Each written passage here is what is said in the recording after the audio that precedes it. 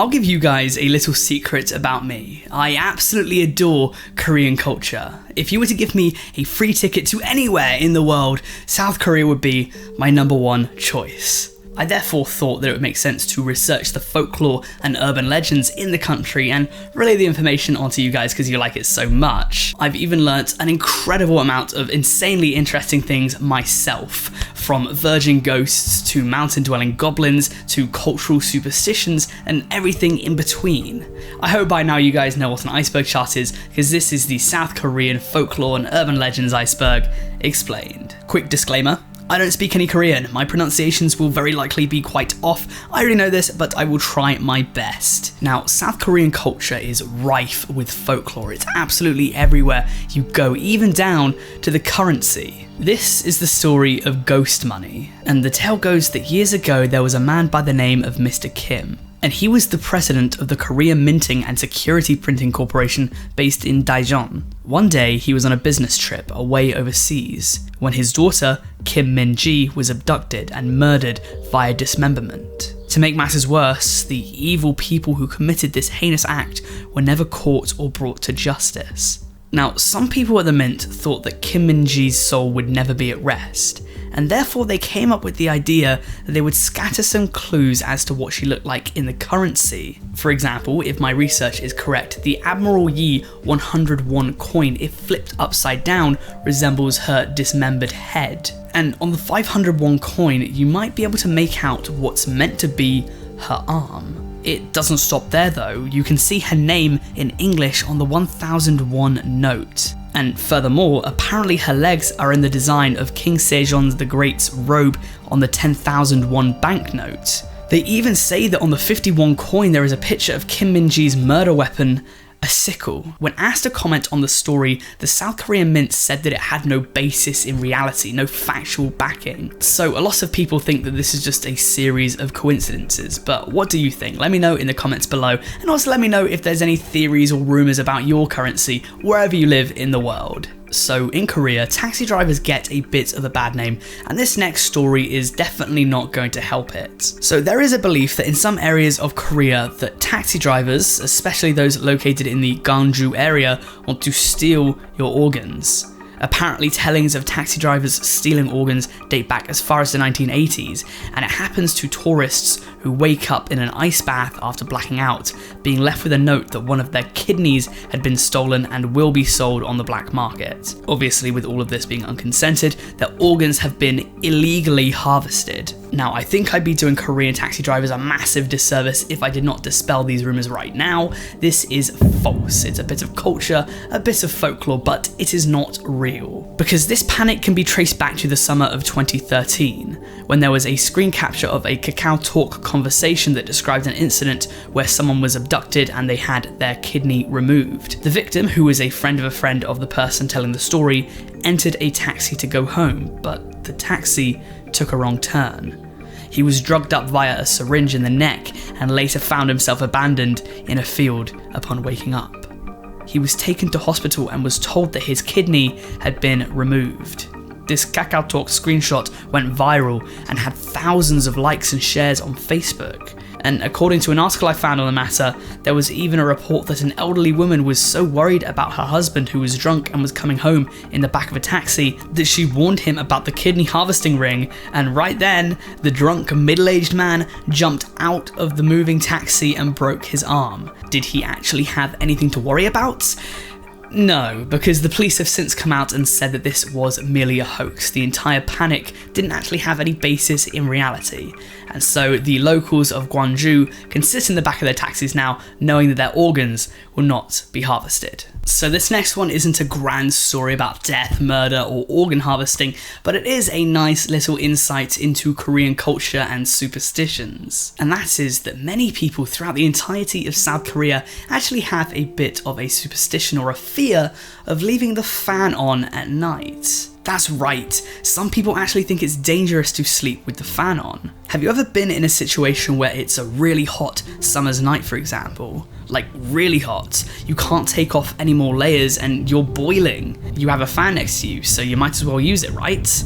Well, many Koreans would actually rather lie there hot than keep the fan running because it's been instilled in them at an early age that if they do turn the fan on, they will die. Some think that leaving the fan on all night might lower your body heat and you'll die of hypothermia, and some others think that by putting the fan on all night in a sealed room, you can actually suffocate, and so you will rarely see any Koreans leaving the fan on overnight. This theory is only spurred on by websites that spread the news. I personally have a fan I use all the time over the summer. I need it.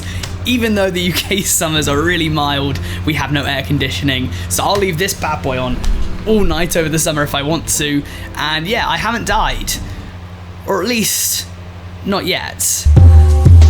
By the way, shout out if you remember that fan from earlier videos. I used to have it on my desk, not these days anymore though. I don't know if I've ever covered this topic on the channel before, or at least not this specific topic. It's the idea of the virgin ghost. The idea that if someone dies a virgin, specifically a woman, if a woman dies a virgin, she will come back to haunt people. And the idea of the virginity is just really common in horror, isn't it? I mean, if we're looking at like a cabin in the woods kind of thing, it's always the virgin girl that survives, the slasher, the one that hasn't had sex or hasn't done drugs or anything. It is a very interesting thing that purity and horror are very much intertwined, aren't they? So in Korea, these virgin ghosts are known by a few different names, including Malmeong, Sonmalmeong, and Songaski. And the reason for their origin ties together both history and sociology. Now, I don't think it's a controversial statement to say that throughout history, if we're looking at the sexes,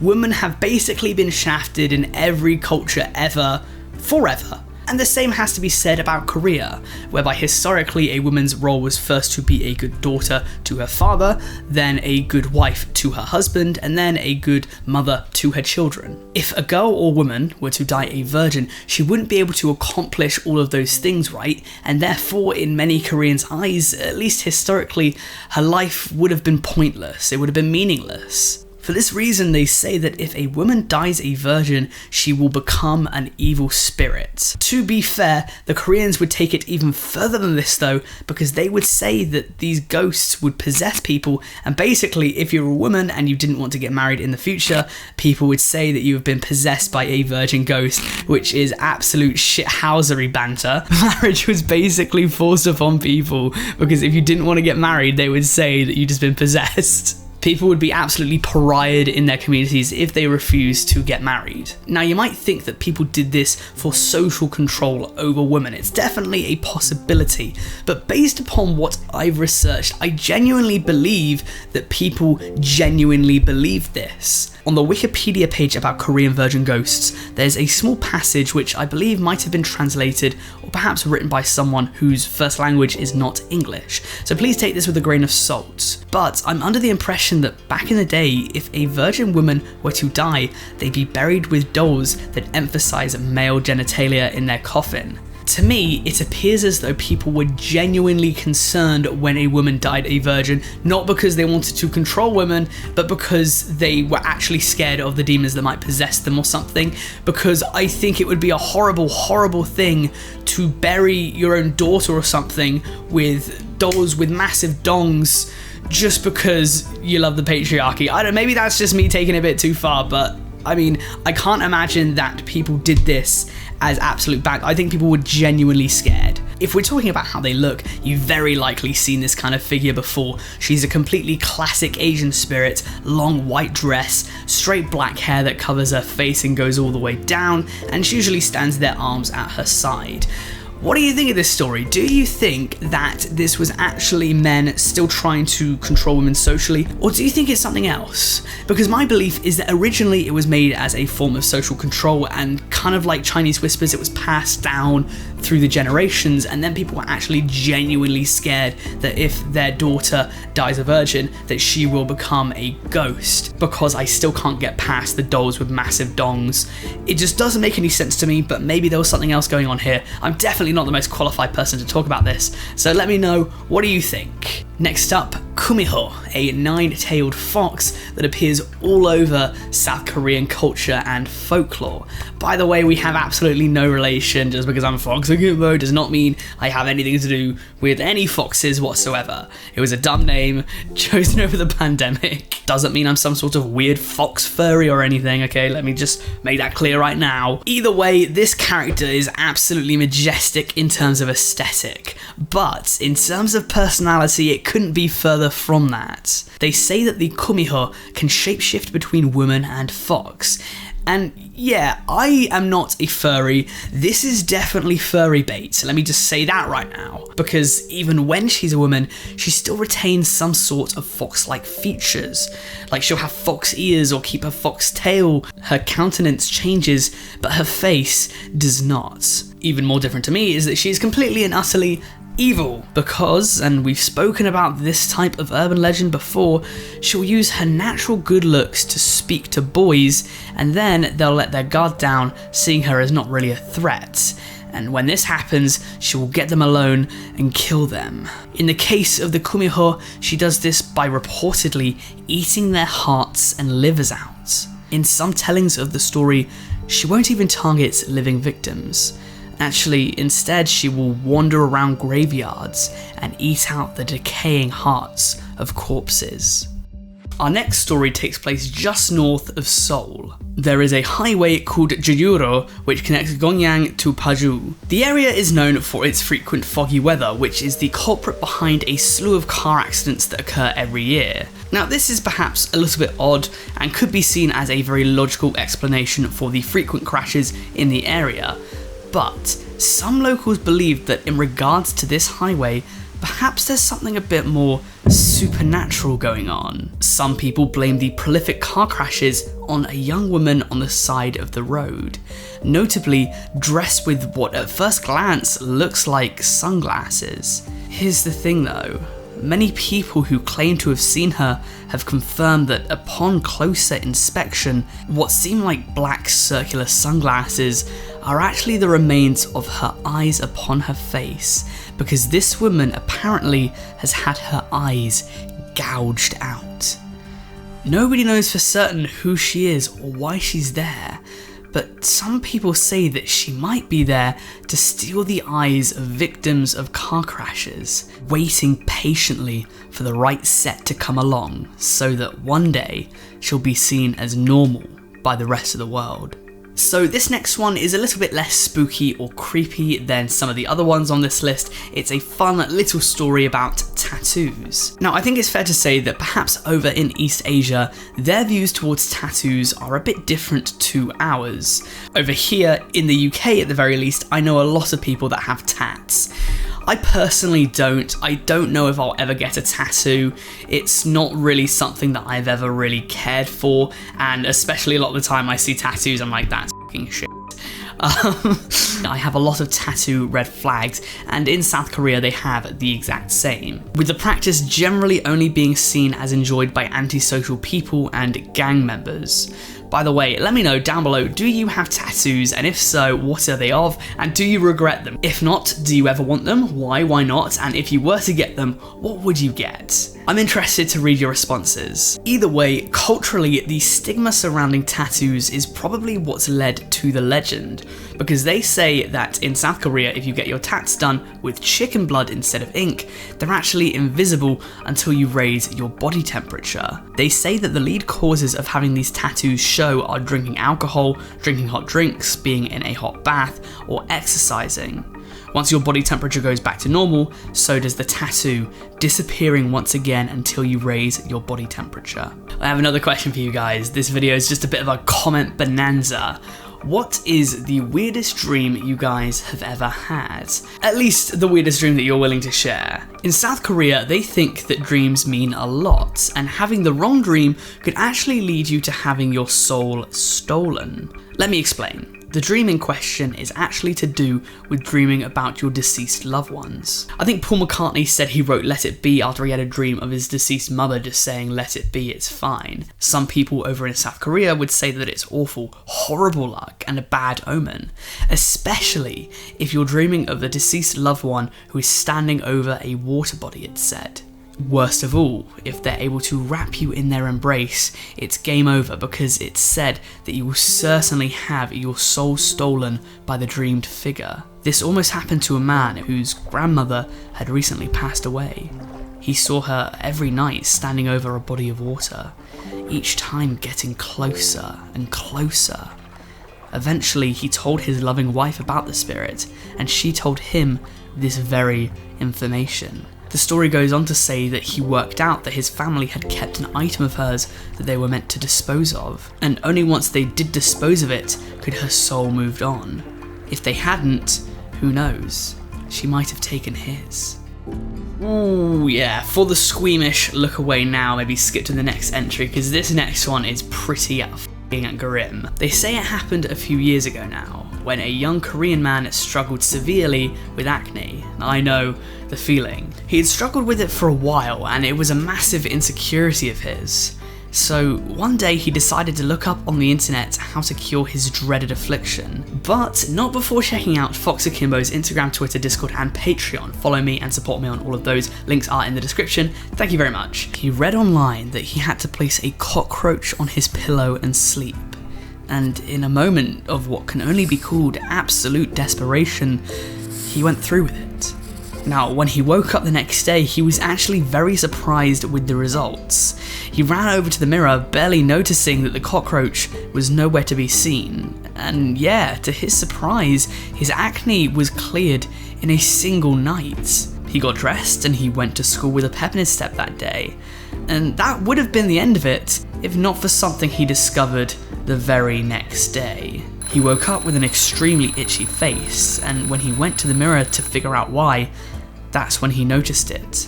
As it turns out, the cockroach therapy had an unforeseen problem, because it had actually filled his pores with cockroach eggs. So the next one is more of a superstition than anything, and it's about pen colour. So over here in the UK, when we're writing, you will never use red pen, not really. It's considered informal, and blue and black are really generally the pen colours to go to. Green pen isn't generally used unless you're marking something. You might use a green pen to tick and a red pen to, I guess, cross. In South Korea, it's quite similar, but they take it even further and say that if you were to write a person's name in red ink, they are now marked for death. The reasoning behind this is that deceased names are traditionally written in red ink, and so if a Korean would see you write their name in red ink, they might automatically assume that you want them dead. Over in Korea, every book is a death note if you have a red pen. And this is something I kind of want to just laugh about, because imagine the amount of people that might have actually tried to assassinate people by writing their names down in red ink. I bet you that's happened at some point. So let's go back to talking about general characters and creatures that might pop up in Korean folklore. And this here is the Dokkaebi, which many consider to be perhaps a Korean take on what we might call a goblin. But cross-culturally, there are some differences between the mythical creatures, one of the largest of which being that when we talk about goblins, there's a negative connotation that comes along with them.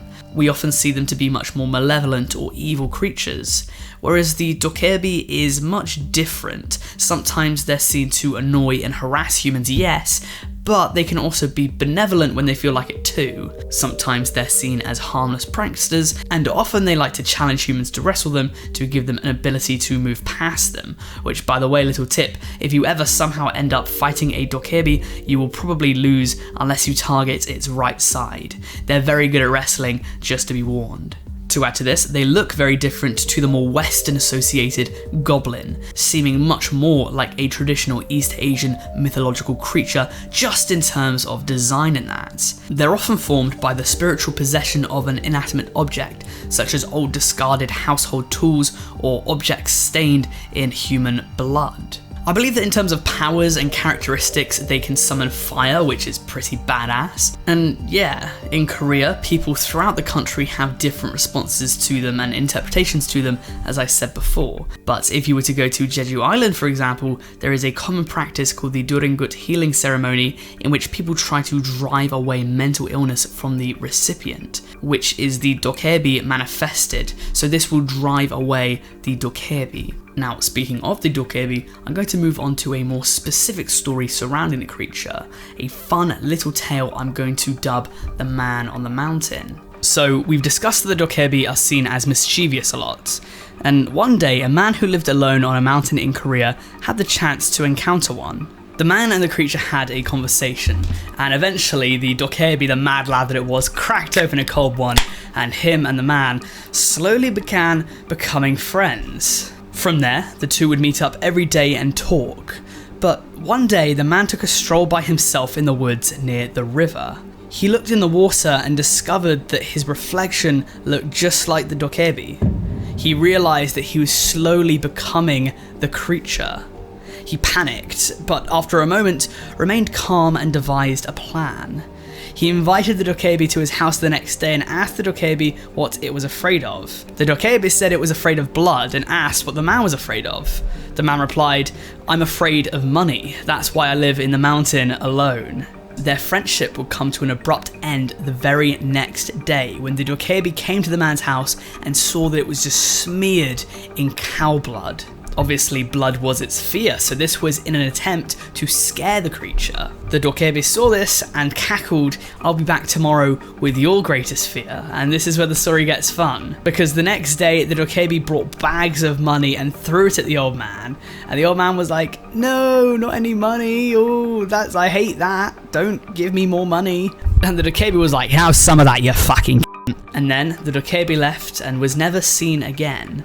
The man, on the other hand, became the richest guy in the village, and he lived off that money for the rest of his life. As a way of providing even more folklore to you, I thought that I would kind of follow up on something I've been doing throughout this video and give you some insight into Korean superstitions. Cultures throughout the world have superstitions, and Korea is actually quite a superstitious place, I've come to realise. So I've already covered Fans at Night and Red Ink, but I've got a few more quick fire superstitions to throw at you, and we can just talk about them. For one, it's said that if you give your partner a pair of shoes for a gift, this is a big no-no because it will make them run away, very likely in the very pair of shoes that you have given them. In Korea, if you've pissed off your girlfriend, getting her a new pair of cute shoes is not going to get her to get back with you. I for one will be screwed because that is my main tactic. Yeah, I just had to get in the bin. Moving on, this one is for students. Some Koreans believe that eating sticky foods when studying will actually help information stick. So before exams, many students will eat toffee or even yut, a traditional Korean sweet. They also say that eating slippery foods such as soup or stew will have the inverse effect, making your grade slip down. Earlier, I said that having dreams of deceased relatives in Korea is actually known as quite bad luck. But one thing that might shock you is that having a dream of a specific animal is apparently very good luck, and that animal is weirdly the pig. As far as I'm aware, the reason for this is because the word for pig is similar to the word for jade, which is the colour of money. Dreaming of pigs can therefore bring you vast wealth. So, some Koreans will go to bed hoping to dream of swine and not their deceased family members, which is strange, but very interesting in my opinion. As is the number 4, which I believe is a little bit more common knowledge, but in case you don't know, in most East Asian countries, the number 4 is actually a very unlucky number. Similar to in the West, number 13 tends to come up a lot in that regard. In England, and I believe much of the English-speaking Western world, numbers such as 7 and 27 tend to be considered very lucky. In fact, I think in most of the world, even Asia, 7 is considered lucky. Whereas number 13, as I said before, and 666 are unlucky. And I don't know if this was just my upbringing, but I was told when I was younger that the number 3 is unlucky because there's a rumour that Jesus died on the cross on the 3rd of the month at 3:33 PM at age 33. In much of East Asia, in comparison, different numbers are considered lucky and unlucky. Number 4 is the biggest one because it's said that the number 4 sounds like the word for death. For this reason, if you go to Korea, you might not find a 4th floor on buildings, which reminds me that over here in England, some buildings won't have a 13th floor, some aeroplanes won't have a row 13, and some summer cabins won't have cabin number 13. I do like superstitions. I think they make our boring world just a little bit more interesting. But if we're comparing superstitions between the East and the West, I really want to talk about mirrors, because over here we have superstitions about mirrors that are very different actually to what a Korean might say about mirrors. So over here it said that if you break a mirror, you'll be cursed with about 7 years of bad luck. And this superstition actually goes about 2,000 years back, which I was extremely surprised to find out. In South Korea, in comparison, their superstition to do with mirrors is a bit different. They say that if you place a mirror behind the front door, so you open the door and you can see a mirror immediately, this is horrible luck because it will reflect good luck that might be coming into the house back out. So for this reason, in front rooms in Korea, especially facing towards the door, you will not find any mirrors. The next one I do have a bit of a problem with though. It's that washing your hair washes out the luck, which is a bit grim. And this isn't to say that Koreans never wash their hair, but they will not do it on specific days sometimes if they're following the superstition. And this is also quite funny to me because I think between this, the mirrors, and the sticky foods, I believe that Korean superstitions tend to be very literal, that you wash luck out, that you reflect good luck away, or that you're eating sticky food to help, I guess, ideas stick. In comparison over here, if you spill salt, why do you have to throw it over your left shoulder for good luck? It doesn't make any sense, it has no basis, and of course superstition you might want to debunk them, but at least theirs have some sort of meaning behind them. Ours are just random, but I digress. Washing the luck out of your hair is apparently a thing whereby people will not wash their hair on New Year's Day because they want the luck of the new year to be with them, and students won't wash it before a test. This superstition definitely started with a male student in Korean high school who was talking to his crush before an exam or something, and she was like, why have you got shit in your hair? Why have you not washed your hair? And then he was like, oh, shit, it's bad luck to wash it out, maybe? And then like from there, the entire school just stopped washing their hair before exams, and it just spreads like wildfire. So this next one is extremely comparable to something we have over in Europe and the USA, and this is the Bunshinsaba, if I've pronounced that right. And it's basically the Korean version, or maybe the Asian version, of a Ouija board. Which, I don't know if I've spoken about this before, but the Ouija board has been banned by the Catholic Church. They do not want Catholics using a Ouija board. Either way, the Ouija board has yes, no, the numbers 0 to 9, and all the letters of the English alphabet. So you can ask spirits complex questions, and it should be able to answer if there is a spirit there. In comparison, the Bunshinsaba is a bit different because it only has 2 sides, and it's actually a lot easier to create.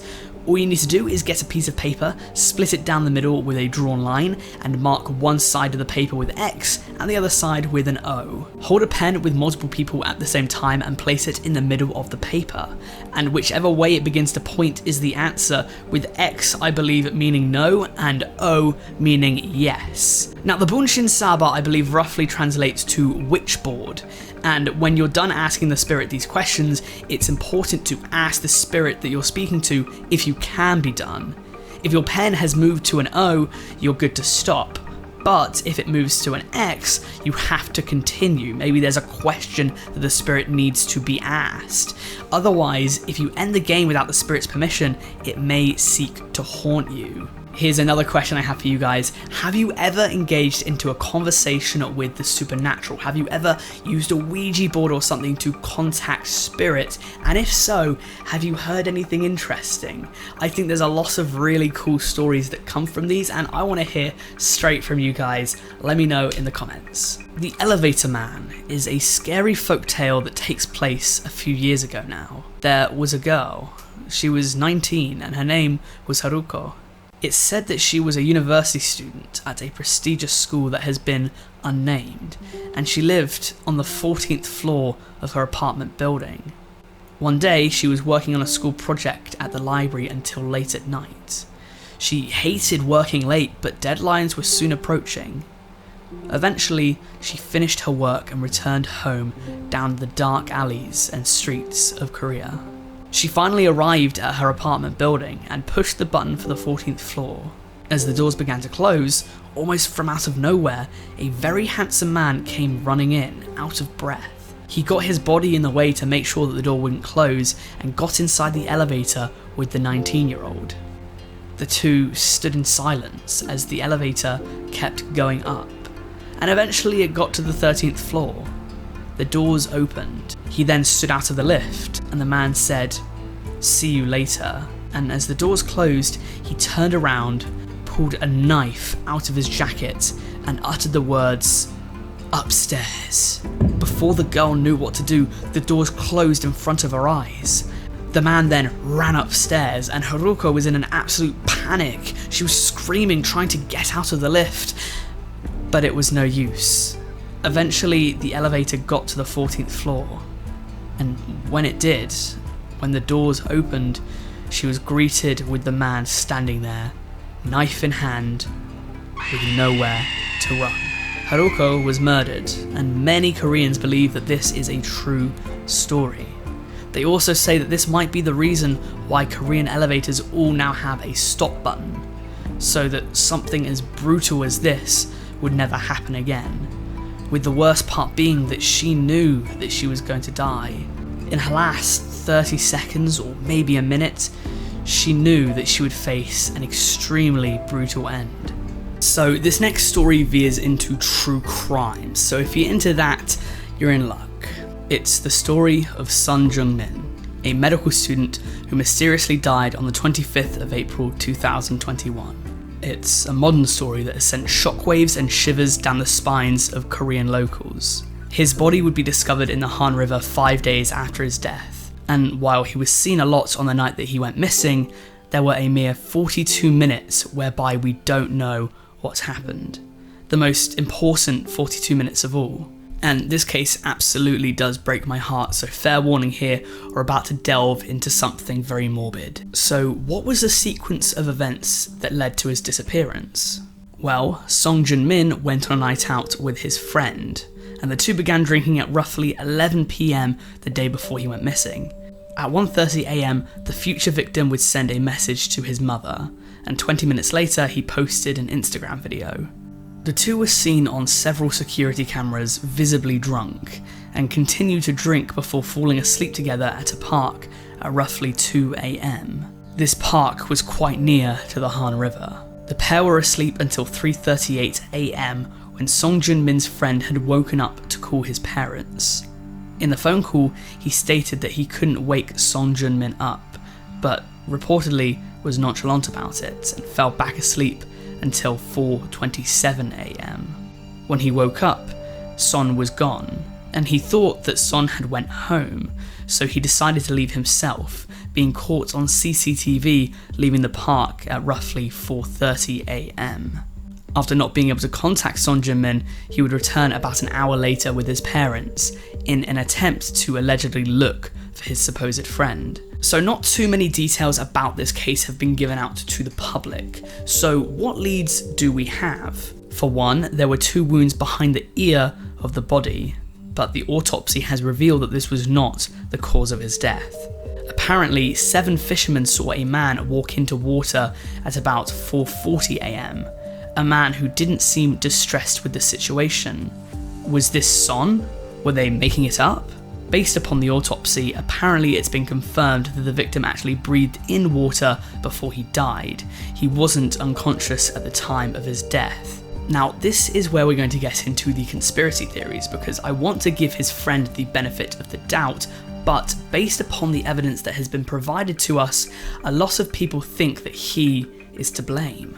A picture taken at 2:18 AM shows his friend crouched over him. Now, reportedly, both of the two were extremely drunk. Little known secret, but I've actually been drunk many times, I know. And I don't want to say too much, but that's not really traditional drunk form. It would be very hard to stay balanced like that if you're as pissed as he said he was. Maybe the photo was taken at an incriminating time, but it's still suspicious. There's also something to be said about why the photo was taken in the first place. Apparently in Korea, taking videos or photos of other people in public is much rarer than it is over here, but the person who took it said that they felt that something was off. There's also the fact that the friend actually went home with Jung-Min's phone, claiming that he had accidentally taken it by mistake because he was so drunk. He had also taken his shoes, which is even stranger, which he soon threw away because they had mud and sick on them. Which again is strange to throw away shoes like that. Are these red herrings, or could they be pieces of substantial evidence? Then there's Jung-Min's father, who said that his son wouldn't have gone near the river because he was very afraid of water. So I think I should say right now, I feel as though it's my obligation that if you are drunk, please do not go near the water. Yes, the conspiracy theories here that it might have been his friend for some reason could be true, but there's also just as likely of a possibility, if not even more, that the man just walked into the water and never came out, like those fishermen would have said. Their testimony matches up. Looking online, I see about half the people believed that his friend had something to do with it, and about half the people thought that it was just a drunken accident, and I personally have absolutely no clue, but I truly, sincerely hope that eventually soon we can gain some more information, some further knowledge, and his family can put this awful, awful tragedy behind them. So I really hate to end it on a bummer note, but that's the last story I have for you guys. So if you enjoyed, please do like and subscribe, hit the big red button. It would help me out tremendously in the algorithm. Apart from that, please let me know down in the comments what you'd like to see me do next, because I'm only 113 videos in and I'm already out of ideas. Thank you for watching.